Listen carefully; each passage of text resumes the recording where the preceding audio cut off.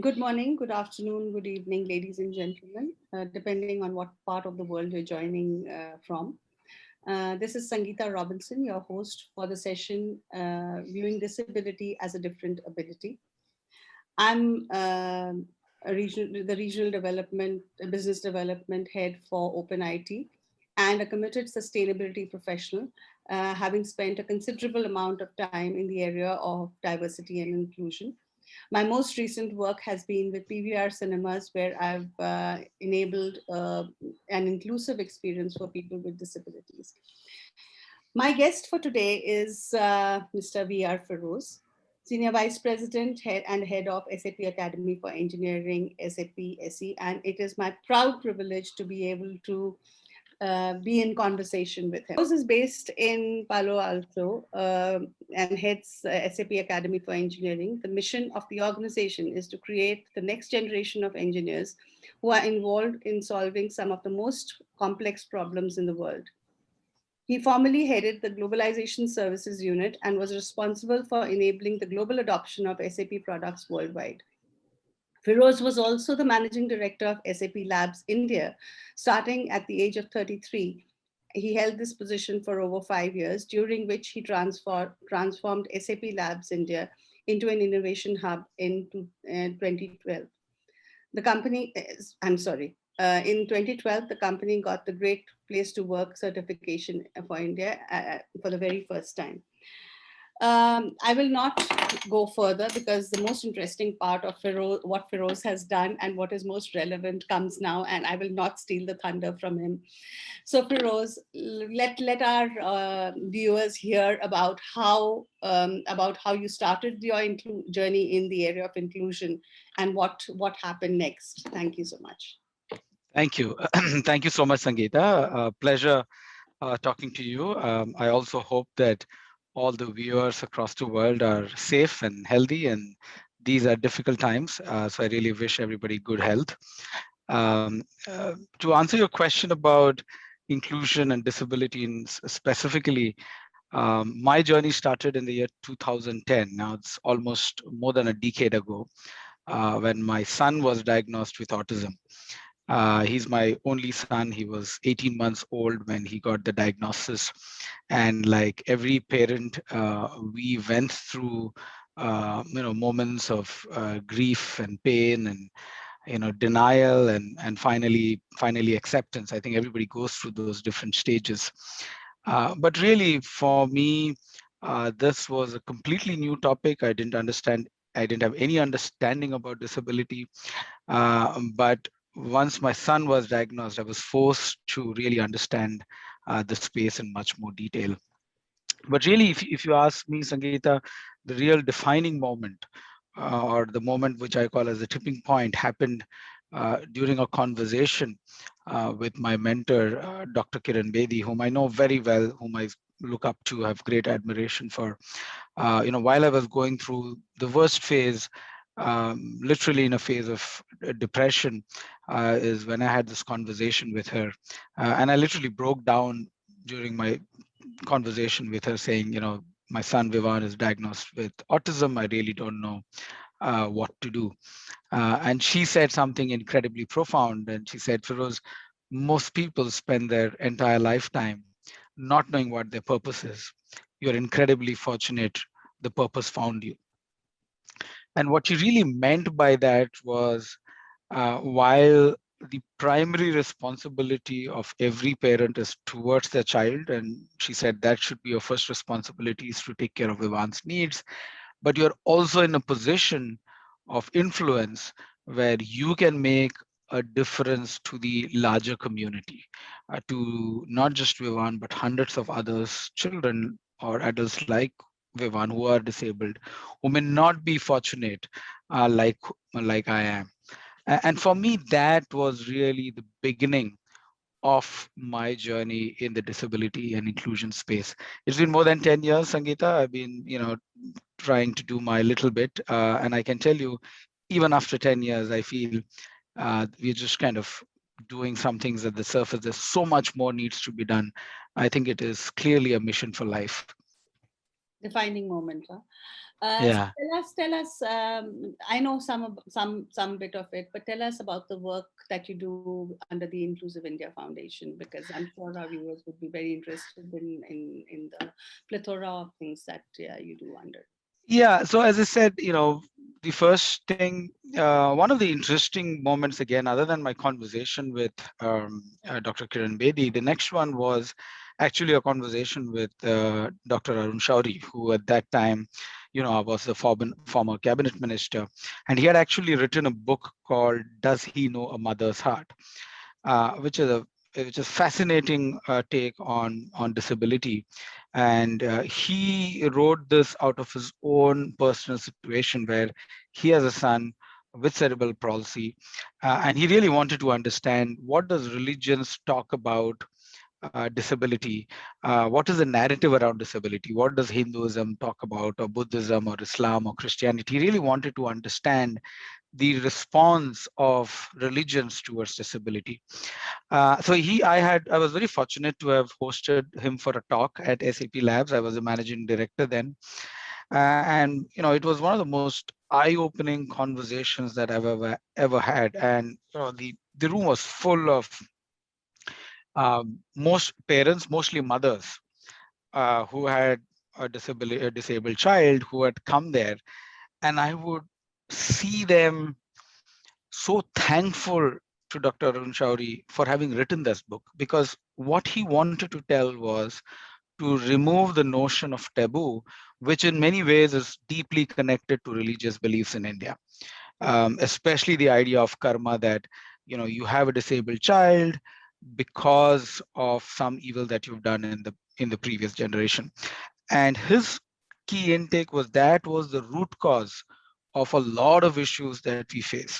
And if you look at it, Sangeeta, today, the data is a classic example of why it is a problem. I mean, the world average of people with disabilities as per WHO is 15%. In India, as per Indian census, it is 2.2%. So why is underrepresented? Why is it undercounted? Because people just don't share that data openly. And why don't they share? Because we associated it with a sense of negativity, with a sense of guilt, with a sense of pain, with a sense of not wanting to open up about it. And his key intake was, unless we celebrate people's differences, unless we normalize it, we are never going to change the situation in India. And so when I asked him, sir, what is it that I need to do? Remember, I was 33, 34, pretty young. I used to look up to him, still do. And with his great sense of wisdom, he said, Feroz, what you should do is to build a platform and get all like-minded people together and build a platform to celebrate the human spirit. That is what he asked me to do, and I really didn't know what it meant, and I thought, okay, I'll call up my corporate leaders and we'll put together a small event. And finally we did put up something called the India Inclusion Summit, which was launched on 3rd December, the World Disability Day in 2012. So this year we finished 10 years of the Inclusion Summit. It's gone on to become one of the world's largest platform for people with disabilities, which we run across 2 full days and then across weeks, and many other events happen around it. But that is the platform for people with disabilities. My hope was to build that as a TED for disabilities. Have high world-class content, but really celebrate the unsung hero. So that was one of the first initiatives that I started as part of the foundation. But since then, we've done various other initiatives, like for art, for entrepreneurs, we've just recently launched a photo campaign. Basically, our core idea is to spread awareness across the population of India. Tell us about your books. You got some. You published 2 books, I think. Yeah, I think yeah, the third one is in the offing. yes. So tell us about what those books are about, and little more about so that I mean, I definitely am curious to read them. Uh, Thank you. So I think. Yeah, I think again, when I speak about books around disability, my first insight was, when I went to a publisher and said, I want to write a book about 15 unsung heroes who are disabled but who've achieved some, great success. And they said, Feroz, come back with a more viable idea. He said, Feroz, you're a corporate leader, write about leadership. Why do you want to write about disability? So you see that the topic of disability itself was seen as a non-viable topic, right? And they had data to back it up, and they said, Feroz, the last 3 or 4 books that we've written around disabilities have sold less than 500 copies. So we don't want to do that. And for me, that was a extremely disappointing take into even wanting to write about it. But I was really convinced that if you write a good book and if the focus is on stories and not on disability, I think it would sell. Yeah. And I didn't want to sell it because I wanted to be a bestseller. I just wanted more people to understand disability. And so that was my first key insight. And I remember this, Nagesh Kukunur, the famous, movie director, who I think has probably directed the best movie around disability, Iqbal, which is about the deaf mute cricketer. And he said, Feroz, remember, never lead with a cause, always lead with a story. So he said, when you look at Iqbal, you don't think it's about disability at all. Yeah. You think it's a great story. And so he always said, tell a great story. Mhm. Let the disability be incidental to the story. True. Right.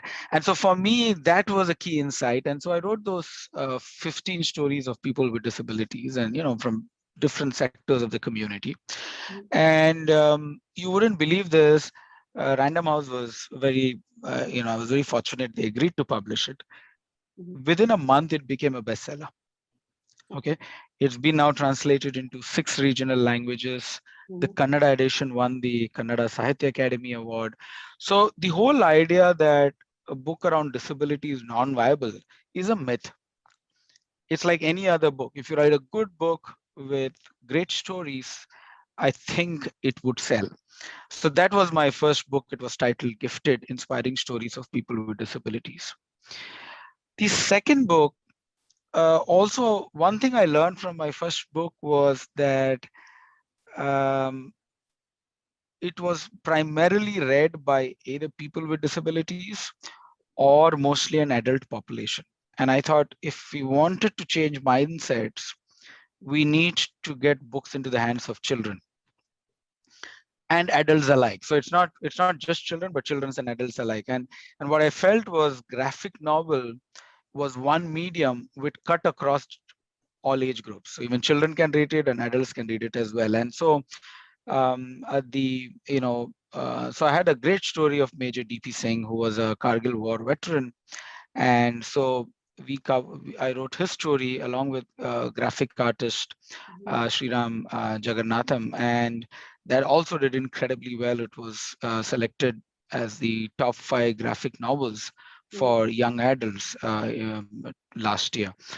So again, if you have a compelling story, disability is not a bottleneck. You can tell the same story with great conviction, and it can do well. So that was my second book. It's kind of I'm writing 3 stories to it. So next year I'll be releasing Grit 2, then it'll be Grit 3. So basically 3 different stories in a graphic novel format, and children absolutely loved it. Even if you go to Amazon, you'll find hundreds of comments. It's got an almost a perfect 5 rating, and most of them come from children. Mhm. Mhm. So I Yeah. realized that was a unique medium to share stories.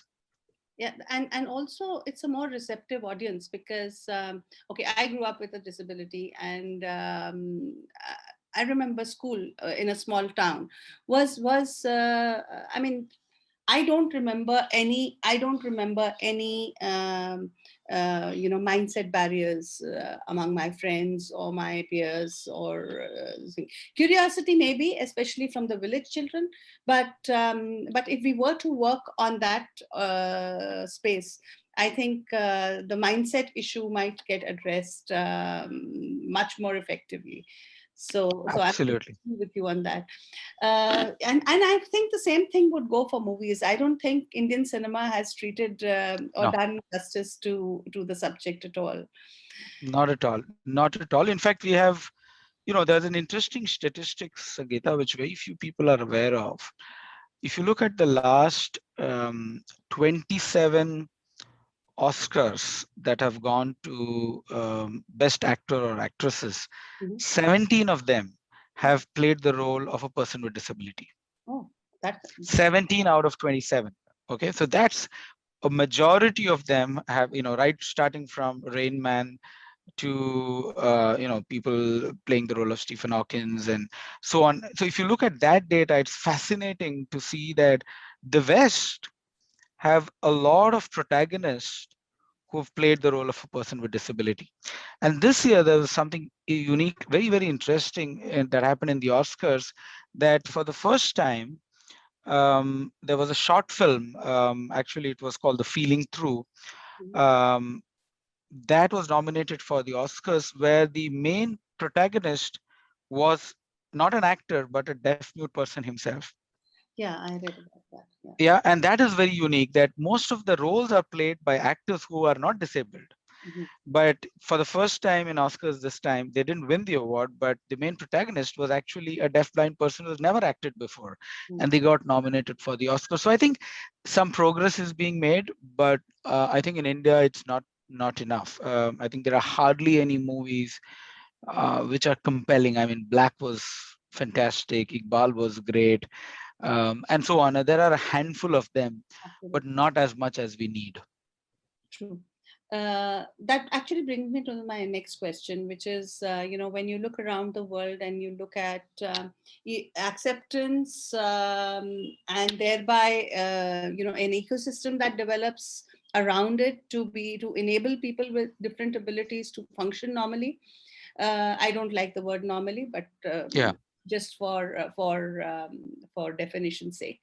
Where do you think we stand? And it's an obvious thing, but I would like your views on it, on creating an enabling environment with respect to education, infrastructure, technology, and most important, last but not the least, and the most important, mindsets. Yeah.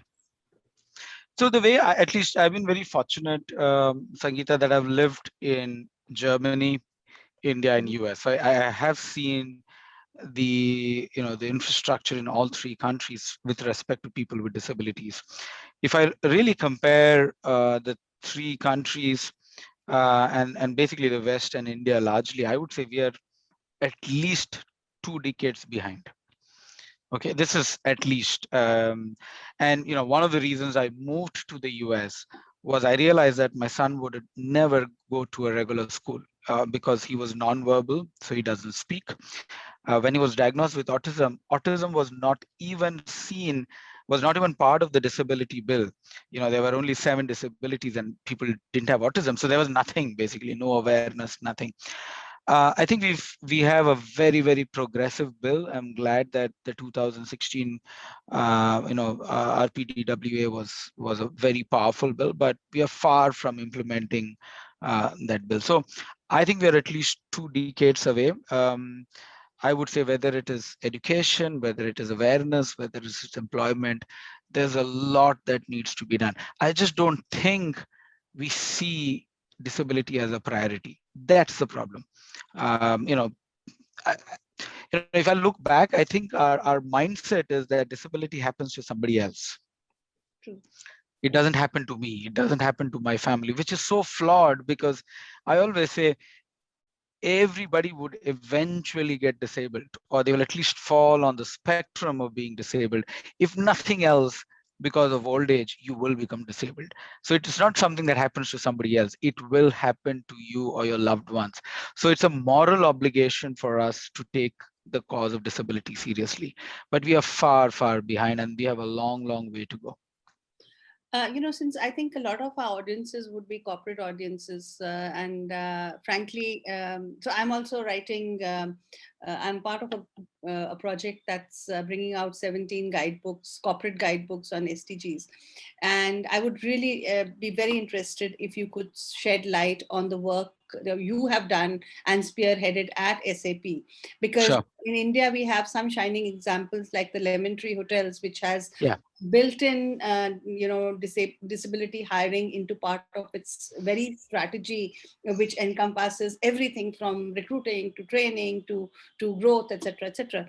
But let us, because that's a very very interesting, the way you came upon it is very interesting, because largely what corporates say, oh well, they won't be able to do it because and that's where the buck stops. So being able to find roles that can be done with people with certain abilities instead of focusing on the disability, I'd be really interested if you could share what happened with you. Yeah, absolutely. I think I'll give you two specific examples. The one was a very simple thing that happened, and the other one is the autism at work, which I'll probably explain in a little bit more detail. But let me share the first one, which is very simple, but I wish more corporates could just understand and implement some of these initiatives. So this was when I was the MD for labs, and SAP Labs in Bangalore. We have a campus which is around 25 acres of land, massive campus. I think as of today, there are 10,000 employees in the campus. So on Monday mornings, I used to take a round of the campus with my facilities head just to check if everything is in place. Mhm. And while I was walking, he said, he took me to the power generator station, which was basically under the campus because Bangalore had a lot of power outages.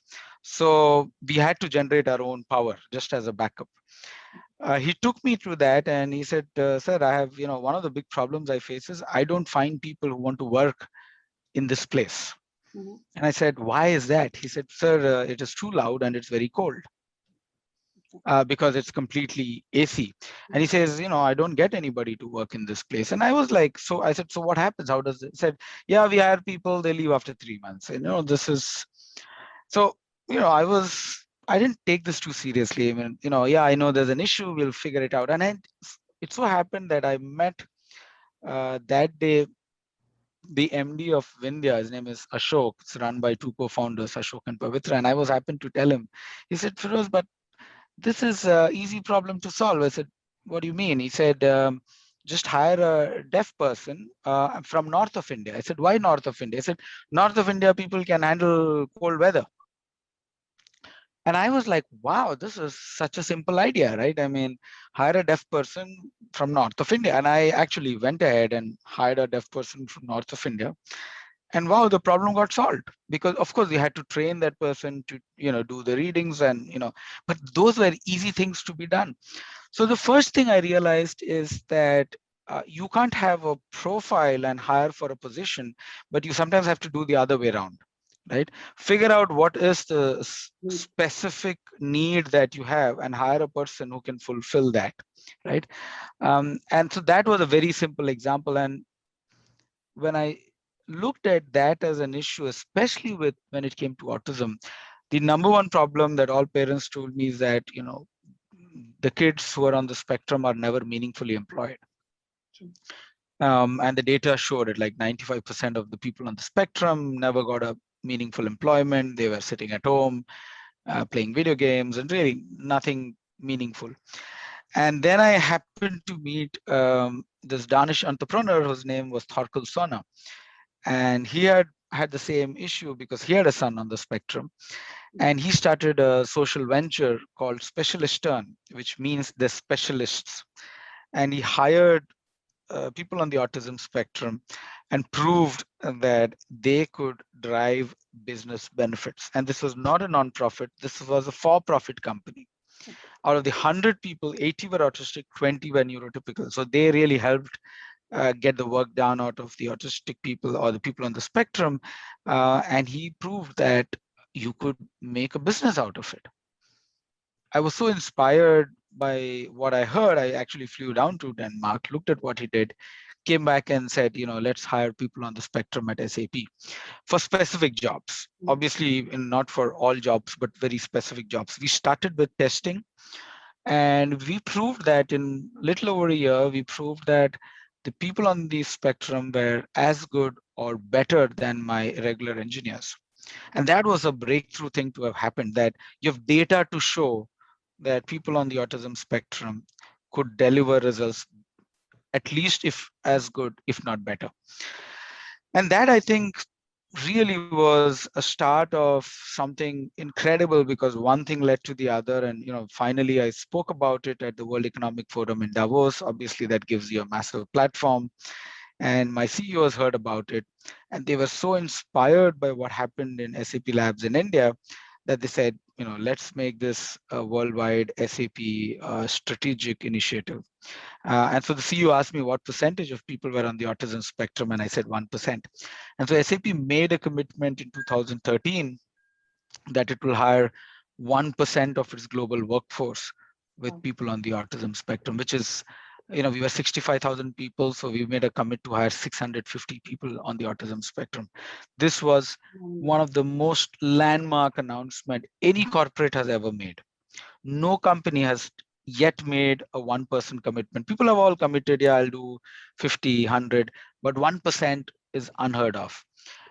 And that literally started a movement, which is now called, neurodiversity and neurodiverse hiring. But it all started with SAP taking that massive leap of faith. It is now called Autism at Work. I think hundreds of companies around the world have their own Autism at Work program. And when I look back, it all started with a very simple idea that everybody is good at something and everybody can meaningfully contribute.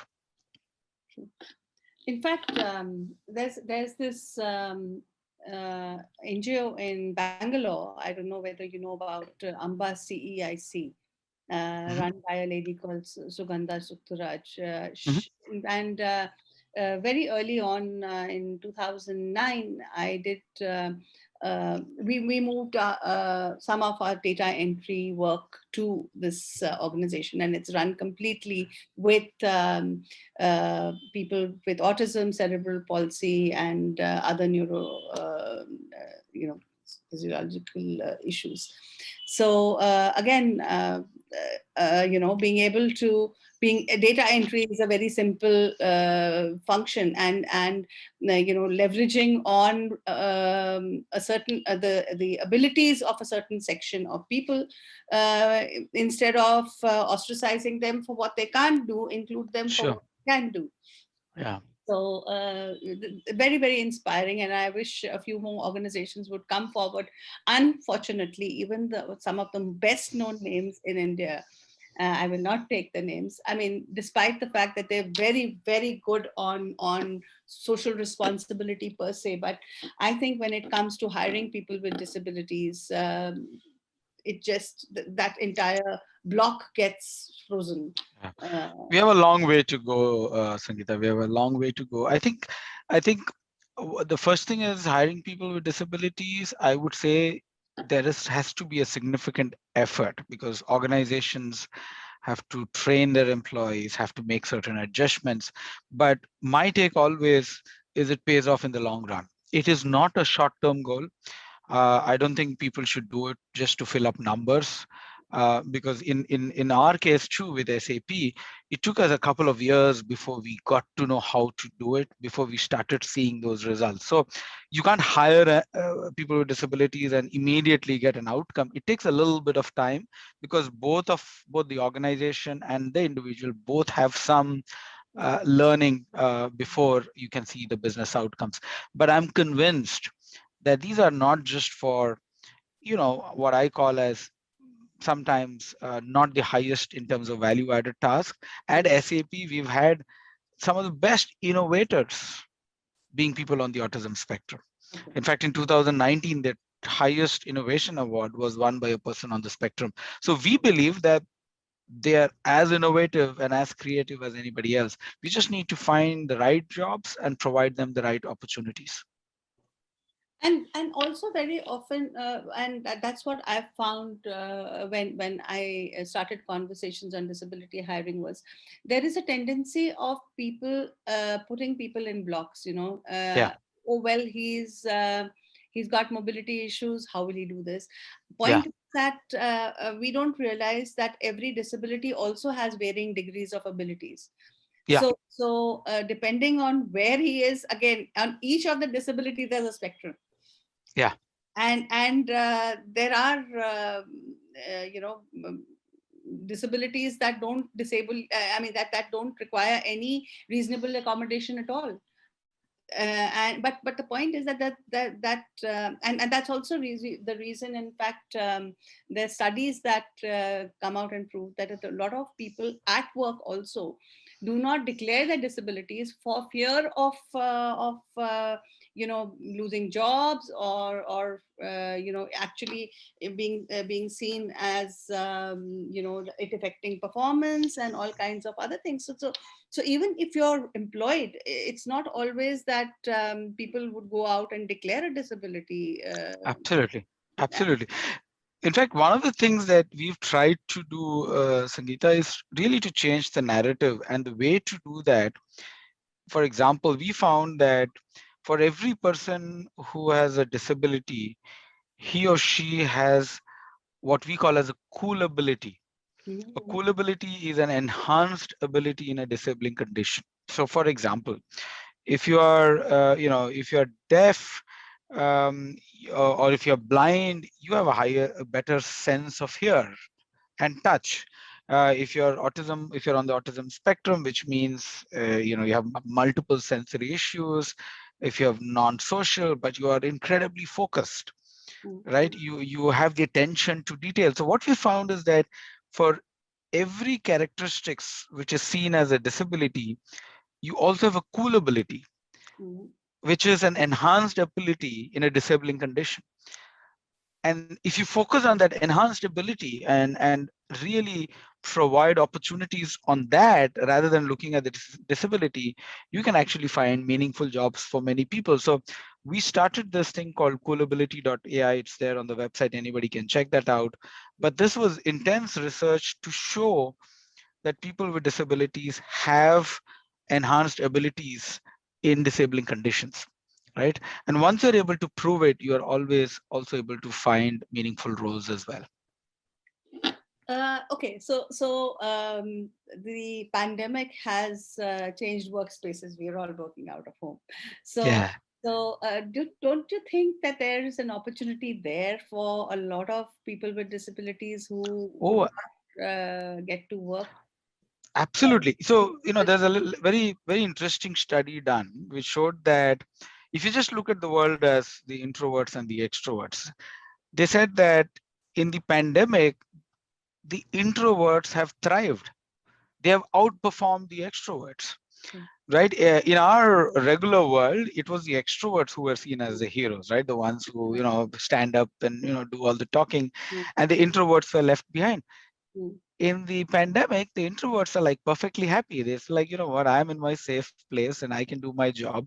I don't have to talk too much. And so I think the pandemic has actually provided an opportunities for many people with disabilities, because you don't have to worry about now going to a workplace and taking a transport and reaching a place, but you can do it from home. Having said that, I think it's also very disturbing that people with disabilities are disproportionately affected because of COVID. Absolutely disproportionately affected. So I think the negatives, unfortunately, is far higher than the positives, right? Whether in terms of jobs lost, whether in terms of people with disabilities not getting the priority when it comes to vaccines or hospital beds. I think those are much more fundamental issues that we are facing today for people with disabilities. Tell us about a little more. I think we did not speak about art for inclusion, because that's a Yeah. very interesting space that you created. So tell us about art for inclusion. So here is what I thought, Sangeeta. I was actually traveling to Norway, and I happened to go to the National Museum in Norway. Mhm. And when I entered the museum, I saw that most all the famous paintings were tactile enabled. Okay. Whether it's Edward Munch's painting, it was tactile enabled. So for a visually impaired person, you can actually feel the painting. Mhm. I actually took a photo of it, sent it to my team back in India at the foundation, and I said, you know what? Can you check if there's any museum in India that has artwork which is tactile enabled? And the answer at that time was none. True. So I'm like, why shouldn't a visually impaired person or a person with disability enjoy art? There's Mhm. no reason he or she should not, because we think that's not important. And so to change that, 2 years back, as part of the Inclusion Summit, we did a small, kind of a museum Mhm. for which was we called it the first fully inclusive art exhibition. Okay. It had voice enabled, it had a tactile enabled, you could feel, touch, hear. There was a commentary, everything. It's as inclusive as it can be, Wow. and it was an absolutely eye opener for people. So what we also did was to just show the experience of it. Mhm. So we created this room. Even if you are a sighted person, we said we'll blindfold you Okay.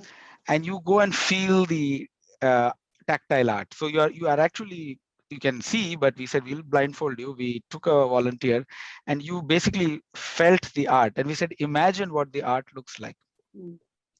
And then after he saw all the artwork, then he went back into the room, and without the blindfold. Mhm. And for the first time, he understood what a visually impaired person Good. thinks when he touches something. True. And that changed their mindset about, what it is to be visually impaired, and, what the need for inclusion was. So the idea was as much about creating an inclusive exhibition as much about changing people's mindsets. So, of course, that brings me to the essential part of creating accessible content. And basically, we are talking about art and appreciation and entertainment in the context of what I've done. But even for normal functioning of a person, even to study, to access to educational material, I think we haven't worked on accessible digital content. uh, Yeah. we don't have accessible websites. At work, we don't create presentations or documents with an inclusive mind space, although the Microsoft tools enable you to very easily create a document that is that is inclusive. But people are not even aware of the fact that you're not creating documents that everybody can read or understand. So, as an organization, SAP, is there an internal drive towards, also making everything else inclusive in terms of communication and availability of office resource materials and things like that? Yeah, I think SAP is really been at the forefront of diversity and inclusion. For example, in the US, we were the first company to sign the inclusion pledge under the Obama White House. So we were the first company to do it. I think we've done a lot of progressive steps, but it's still not enough. I think there's still a lot of work to be done. And maybe I that's a see, wrong question from my yeah, side. I yeah, should have yeah, asked you, what do you think other organizations can do yeah, able to, because clearly we need a yeah, push from the government. Uh, absolutely, like you said, the absolutely. act is very. I call it a very good document. Period. Yeah, And yeah, I in agree. line. Yeah, But the point is that we are not, and I have also done a little bit of activism on my own thing to get that into visibility. But somehow. Uh, uh, Even the awareness of the fact that websites, which are actually the first face of an organization, even those are not accessible. So Yeah. yeah. So I see there are maybe two or three fundamental issues, Sangeeta. The first is that there are structural problems, and let me explain what I mean by structural problems. So you have a progressive disability bill, but if you look today at the MSJE, which is the Ministry of Social Justice and Empowerment, it looks at as if it is their job to implement the bill, but every department should have an equal responsibility to implement the disability bill. It cannot be one department's role. It has to cut across. So there's a structural issue. Let me look at the second problem, accessibility. As per the bill passed by 2019, every building, public space, private space, everything should have been accessible, but we are nowhere close to it. And the reason for that is many of the states don't have the bylaws to make the implementation mandatory. So there is, I think there's a structural issue, there is implementation issues, and of course the corporates who do it out of really they believe in it, and so they do it, but there is no real pressure to make all of this come together. And last but not the least, see, I'm a technologist, and I always say, you know, you need to have data to move the needle. Okay, data tells you the truth, and we don't have data to start with. I really I really hope we get to a point where we course correct with the data, because if your data is 2%, your budgets are underused, your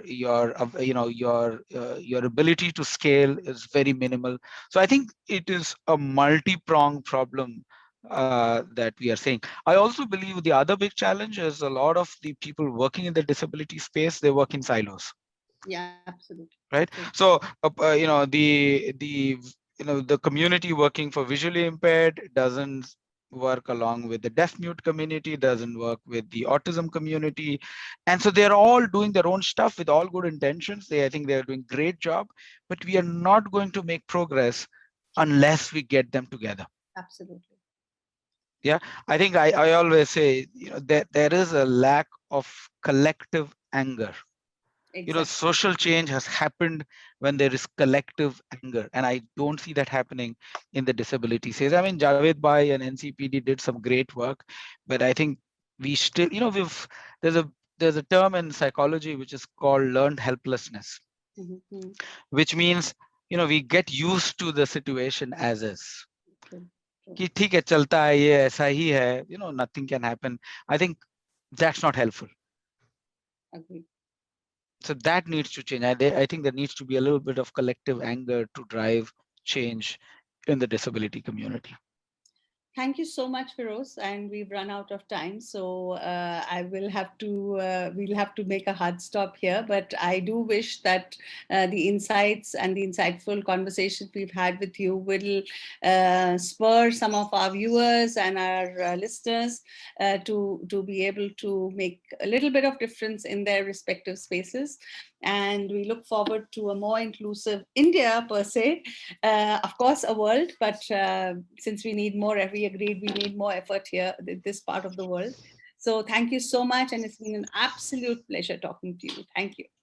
Thank you, Sangeeta. Thank you for this great conversation, and thank you for all the amazing work you've been doing. So I look forward to meeting you in person and hopefully catching up at some point. Thank you. Thanks.